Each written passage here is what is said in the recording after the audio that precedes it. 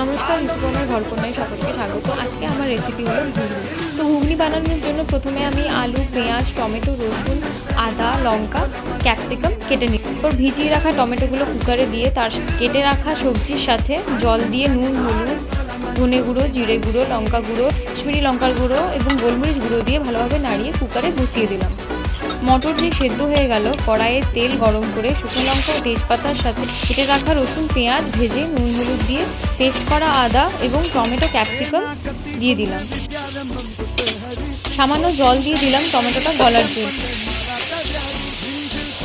Tomato যেই গলে গেল তখন সেদ্ধ করা মটর দিয়ে দিলাম, ভালোভাবে মিক্স করে নিলাম ভাজা সবজির সঙ্গে। তারপর একবার ফোটার জন্য ঢেকে দিলাম। যেই ফুটে গেল, গরম মশলা, সামান্য ঘি এবং কাসুরি মেথি দিয়ে ভালোভাবে নাড়িয়ে তৈরি হয়ে গেল আমাদের ভাজা মশলা, কুচনো পেঁয়াজ, লঙ্কা, লেবুর রস দিয়ে সার্ভ